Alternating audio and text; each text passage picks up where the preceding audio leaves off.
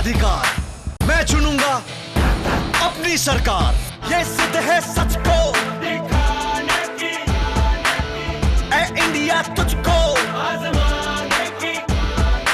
Vote ताकत है ये बताने की, आगे बढ़ेगा अब तो हर दिल में धड़केगा इंडिया। वोट करेगा इंडिया, आगे बढ़ेगा इंडिया। नमस्कार, आदाब। मैं हूं त्रिदीप रमण। जिद सच दिखाने की यानी वोट करेगा इंडिया में आपका स्वागत है। आज के एपिसोड में हम बात करेंगे तीसरे मोर्चे पर 3-5 की, और ये सवाल पूछेंगे कि क्या वाम दलों ने गैर कांग्रेसवाद के नारे से खुद को अलग कर लिया है और सिर्फ गैर भाजपावाद के सबक को कंठस्थ करने में जुटी है। इस बारे में बात करने के लिए आज हमारे साथ स्टूडियो में मौजूद हैं न्यूज़ ट्रस्ट ऑफ इंडिया की मैनेजिंग एडिटर गीता सिंह। गीता जी, स्टूडियो में आपका बहुत बहुत स्वागत है। गीता जी, आपको क्या ऐसा लगता है कि जो वाम दल हैं गैर भाजपावाद का अलग तो जगा रहे हैं, पर अंदर ही अंदर कहीं ना कहीं कांग्रेस से पंजा भी मिला रहे हैं? लेफ्ट फ्रंट हमेशा से बीजेपी का उसका 36 का आंकड़ा रहा है और एक कम्युनलिज्म के नाम पे वो हमेशा से कांग्रेस के साथ आती रही है। इसका इतिहास शुरू से हमें दिखता है। गीता जी कहते हैं सांप्रदायिकता के नाम पर वाम दलों के लिए एक बड़ा आसान सा मसला है कि वो भाजपा का विरोध करे और कहीं ना कहीं कांग्रेस के पक्ष में अलग जगाएं। जब तुम्हारे पास अपनी टांगें नहीं थीं तब तुम मेरे साथ चलते और दौड़ते थे। अब जब टांगें हैं तो तुम्हारे पास अपनी दौड़ नहीं रही, फिर भी वक्त की हवा में उड़ते हो। वाम दलों की भी शायद आज यही कहानी रह गई है। गीता जी से हमारी बातचीत का सिलसिला आगे भी जारी रहेगा, लेकिन सबसे पहले आपको बताते हैं कि आज के एपिसोड में हम आपको क्या क्या दिखाने वाले हैं। चुनाव का मौसम हो तो पर्दे के पीछे की हर सियासी आहट की अपनी एक कहानी होती है। ऐसी ही कहानी लेकर आए हैं आज के चुनावी चटपट में। बदरुद्दीन अजमल भी कांग्रेस को आंखें तरेर रहे हैं। तीसरे मोर्चे का सारा गुणा भाग चुनावी नतीजों से तय होना है, लेकिन शहमात की बिसात अभी से बिछाई जा रही है।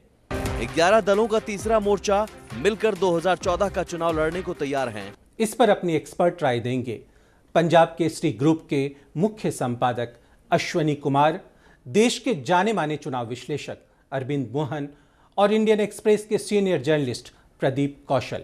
इस पूरी बातचीत के दरमियान न्यूज़ ट्रस्ट ऑफ इंडिया की प्रबंध संपादक गीता सिंह लगातार हमारे साथ बनी रहेंगी। प्रोग्राम के सबसे आखिर में हम पेश करेंगे मौजूदा सियासी हालात पर तंज कसने वाले ताऊ को। यो सब विपक्ष की साजिश है। पर सबसे पहले प्रस्तुत है चुनावी चटपट।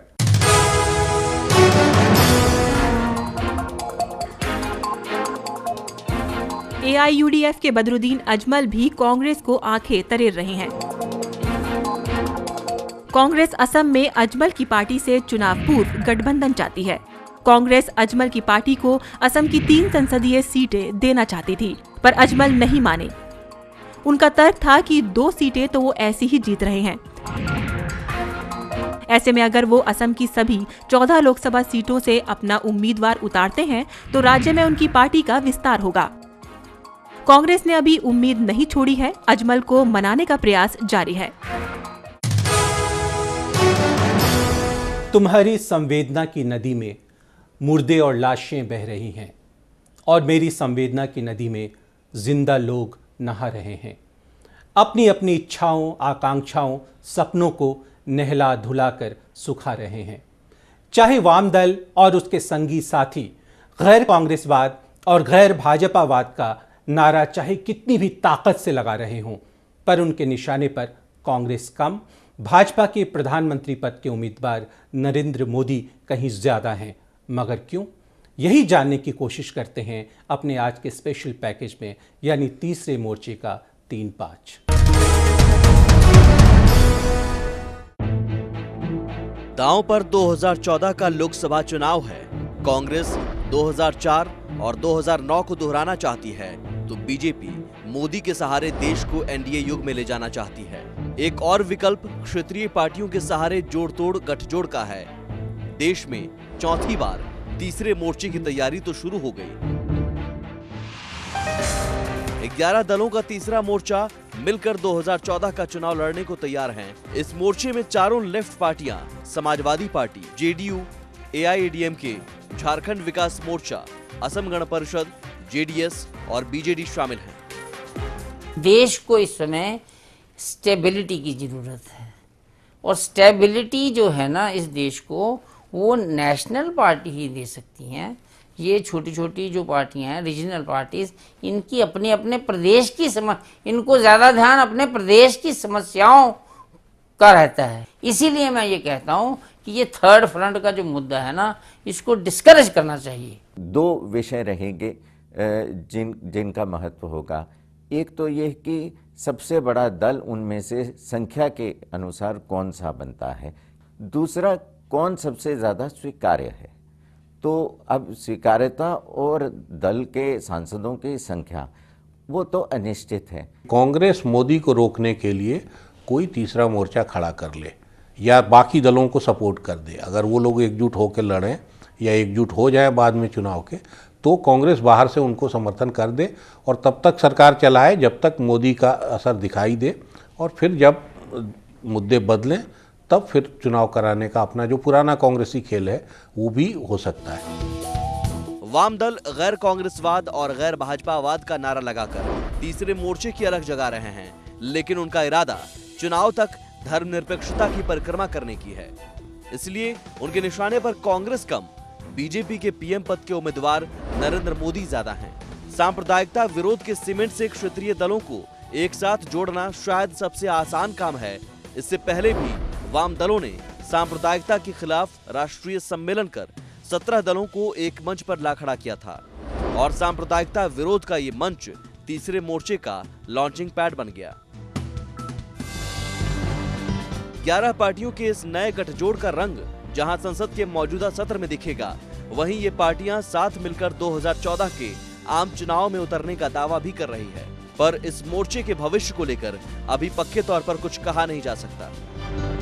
लेफ्ट पार्टियों की पॉलिटिक्स का बहुत मतलब नहीं रह गया है, क्योंकि न तो उनका नंबर बहुत आना है और न वो आगे बढ़ के अभी तक किसी भी आंदोलन में, जैसे एक छोटे मुद्दे को लेके आप पार्टी खड़ी हो गई, तो लेफ्ट पार्टियों के पास सारी समझदारी है। इसके बावजूद देश के जितने मुद्दे इधर उभरे हैं, चाहे वो दलितों का मसला हो, चाहे पिछड़ों का मसला हो, इन्वायरमेंट का हो, करप्शन का हो, इन सब मसलों पे आंदोलन खड़े हुए हैं और बड़ी बड़ी पार्टियां खड़ी हो गई, सरकार बन गई। लेफ्ट पार्टियों ने इनमें से किसी मुद्दे पे भी पहलकदमी की हो और आगे बढ़ के आंदोलन को लीड किया हो, ऐसा नहीं। अभी वक्त हो गया है एक छोटे से ब्रेक का। सच दिखाने की जिद बनी रहेगी वोट करेगा इंडिया में। आप वक्त की धड़कनों को यूं ही संभाल कर रखिएगा।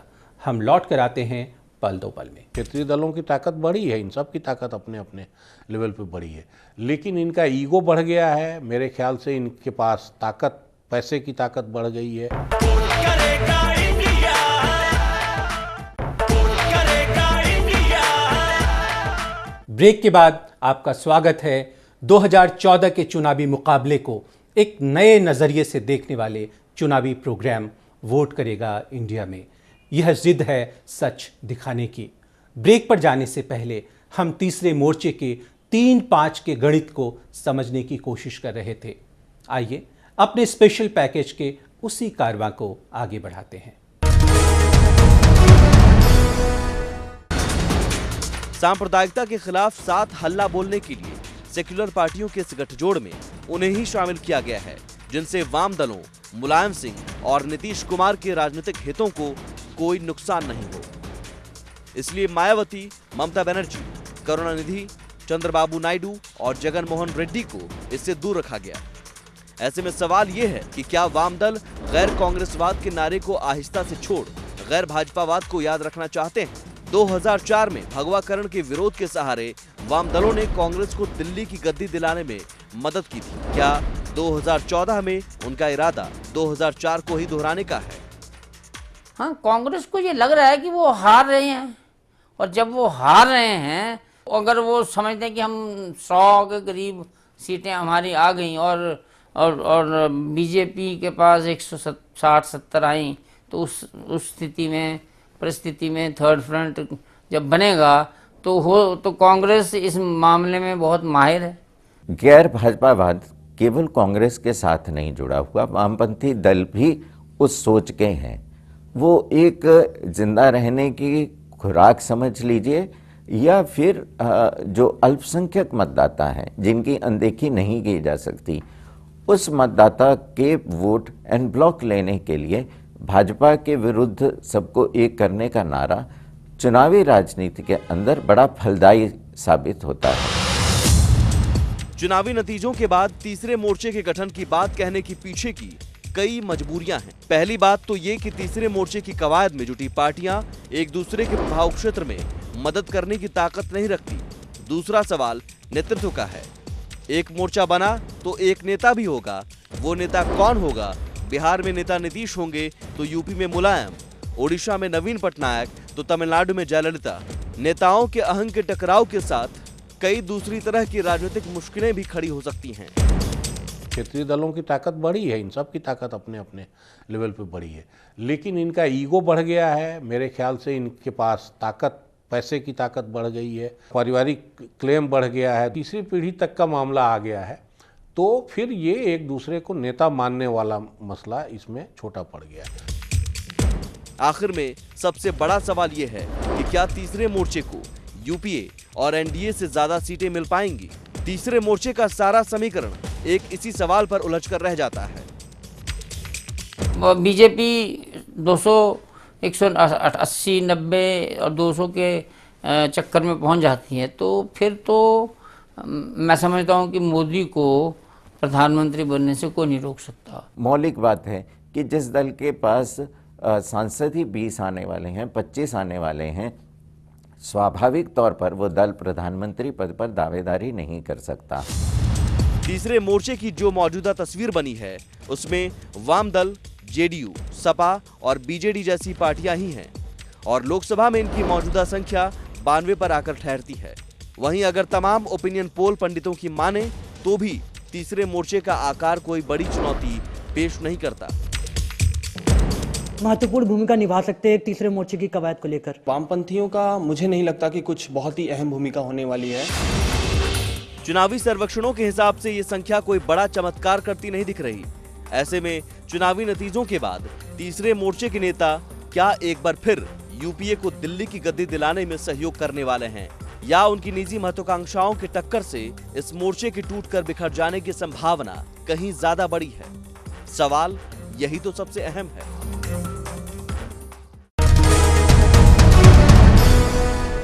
गीता जी, इस तीसरे मोर्चे का क्या भविष्य दिखता है आपको? उसका तभी अस्तित्व बनता है जब जब कांग्रेस के खिलाफ हवा चलती है, क्योंकि बीजेपी के खिलाफ वो सब एक सेक्युलर प्लेटफॉर्म पे आ जाते हैं जहाँ पे बीजेपी नहीं होती है, और ऐसे में फिर ये सब अपने आप को एक पीएम पद का दावेदार देखने लगते हैं और कांग्रेस इन्हें पीछे से एक उसका सपोर्ट मिलता है। गीता जी, अगर आपको याद हो, पिछले कुछ महीनों में वाम दलों ने 17 दलों का एक सम्मेलन किया था और तीसरे मोर्चे की एक तरह से नींव रखी थी। लेफ्ट फ्रंट का हमेशा से एक मूव रहा है कि जब भी उन्हें लगता है कि बीजेपी आगे आ रही है, थोड़ी एग्रेसिव अपनी पॉलिटिक्स कर रही है, तो सब एक सेकुलर एक उसका जो सीमेंट लगा करके वो अपना एक प्लेटफॉर्म बनाने लगते हैं। गीता जी, अगर आपको याद होगा तो ममता बनर्जी चुनाव के बाद बहुत उत्साहित थी और उन्होंने तमाम दलों से बात की जो गैर कांग्रेसवाद और गैर भाजपावाद का अलग जगाने वाले दल हैं। मसलन उन्होंने मुलायम से बात की थी, नीतीश से बात की थी, बीजू से बात की थी।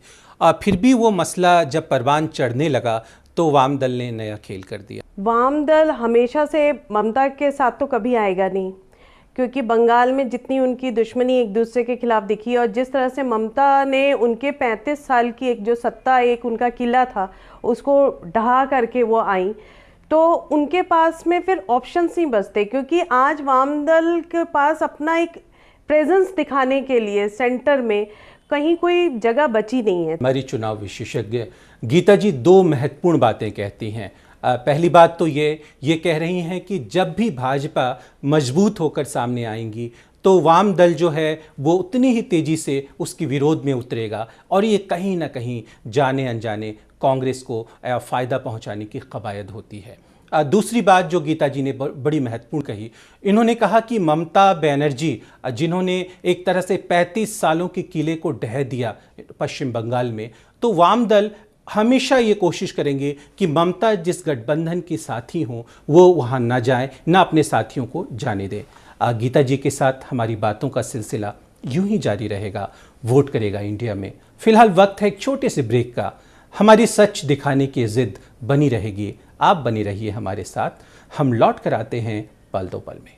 यो सब विपक्ष की साजिश है। करेगा इंडिया, करेगा इंडिया। ब्रेक के बाद आपका एक बार फिर से स्वागत है। 2014 के चुनावी महासमर को एक नए नजरिए से देखने वाले चुनावी प्रोग्राम वोट करेगा इंडिया में हम अपने साथी चुनाव विश्लेषक गीता सिंह से यह जानने की कोशिश कर रहे थे कि इस 2014 के आम चुनाव में तीसरे मोर्चे का भविष्य क्या होगा। गीता जी, अगर सूत्रों के दावे पर यकीन किया जाए तो जयललिता 2 सीटें छोड़ने को तैयार दिखती हैं, एक सीपीआई के लिए और एक सीपीएम के लिए। क्या इन दोनों दलों की अस्मिता के लिए ज़रूरी है? हाँ, उनके लिए तो ये खासी ज़रूरी है, क्योंकि एक नए स्टेट में उनको थोड़ा सा उनका अपना प्रेजेंस दिखेगा। और पिछले चुनाव में भी जयललिता ने सीपीआई को 2 सीटें दी थी, जिसमें से वो एक ही सीट ला पाई थी। तो इस बार वो शायद दोनों को एक एक ही देना चाहेंगी। गीता जी, पश्चिम बंगाल में अभी भी लेफ्ट की हालत कोई बहुत अच्छी नहीं है, और अगर बात केरल की करें, विजयन और आप अच्युतानंद के बीच जो झगड़ा है वो बहुत हद तक सिमट गया लगता है। तो क्या इससे लेफ्ट को फायदा मिलेगा? लेफ्ट को केरल में तो यूडीएफ से अभी अगर देखा जाए तो एलडीएफ अब थोड़ी सी मजबूत हो रही है, और बंगाल में तो उनको कोई फ़ायदा नहीं मिलेगा। उनकी जितनी सीटें पिछली बार आई थी उससे शायद कम ही आएंगी इस बार, क्योंकि ममता बनर्जी के साथ एक जो बहुत बड़ा सपोर्ट आया है, एक तो मुस्लिम वोट पूरा कॉन्सेंट्रेटेड ममता बनर्जी के साथ है। गीता जी, तीसरे मोर्चे की हर सुरमा की निगाह जो है वो पीएम पद पर टिकी है, तो ऐसे में उसका स्वरूप बन पाना आपको कितना मुश्किल लगता है? जैसे सीगल एक पक्षी है, मेरे ख्याल से वो, उसकी अगर आपने कभी आवाज़ सुनी होगी तो वो मैं ही साउंड करता है। उसी तरह से तीसरे मोर्चे के जितने भी दल हैं ना, इसके सबके लीडर्स एक तरह से सीगल की तरह, उनके भी मैं का ही साउंड सुनाई देगा। तीसरे मोर्चे के समक्ष सबसे बड़ी चुनौती तो इस बात को लेकर है कि गैर भाजपावाद का अलग जगाने की कश्मकश में कहीं वो कांग्रेस की बी टीम बनकर न रह जाए। अब हम कार्यक्रम के आखिरी लम्हों तक आ पहुंचे हैं, तो आपको सीधे ले चलते हैं बात खरी कहने वाले ताऊ के पास, जो अपने नए सियासी जुमलों से एक बारगी आपको भी सोचने को मजबूर कर देंगे। आप लोग देख रहे हो प्रोग्राम वोट करेगा इंडिया और चोट करेगा ताऊ। मारे छोरे ने बिजनेस करन का भूत चढ़ गया से, उतारे ना उतर रहा से। घना समझाया छोरे खुला पॉलिटिक्स कर, ये बिजनेस तेरे बस का नाश है, पर वो मान्या ना। बोलिया ताऊ पॉलिटिक्स भी करूंगा और बिजनेस भी, और उसने झाड़ू की फैक्ट्री अंबाले में डाल ली। अब फैक्ट्री तो चल निकली, छोरा नोट के साथ साथ वोट भी कुटन लग गया। पर छोरे को किसी की नजर लग गई, रातों रात मार्केट में झाड़ू की डिमांड खत्म हो लग गई। छोरा घना परेशान हो लिया। फिर मैंने छोरे ने समझाया, यो सब विपक्ष की साजिश है, टेंशन मत ले, जिसका डिमांड हो वही बेच, पॉलिटिक्स छोड़ बिजनेस कर। अब एक मजेदार किस्सा बताऊं। एक छोरे ने भगवान से घनी भक्ति की, तो भगवान बोले, अरे बोल बेटा तने क्या चाहिए, के मन्नत मांगता है तू? छोरा कहने लग गया, अरे भगवान जी मने फिर से कुंवारा बना दो। भगवान कहने लग गया, अरे बेटा तेरे ते मन्नत मांगने की बात कही से, मने जन्नत मांगने की नहीं कही से। जरूरी है फिलवक्त उन चेहरों की शिनाख्त जो दुनिया को एक स्याह डर में बदल देने पर आमादा हैं। आज के लिए बस इतना ही। आपको हमारा ये प्रोग्राम कैसा लगा लिखें या बताएं, हमें आपके सुझावों का बेसब्री से इंतज़ार रहेगा। अब हम मिलेंगे सोमवार की शाम 6 बजे। इसी चैनल पर, इसी प्रोग्राम में। तब तक के लिए मैं त्रिदीप रमण अपनी साथी चुनाव विशेषज्ञ गीता सिंह और NTI मीडिया की पूरी टीम के साथ आपको कहना चाहता हूं अलविदा, नमस्कार, खुदा हाफिज।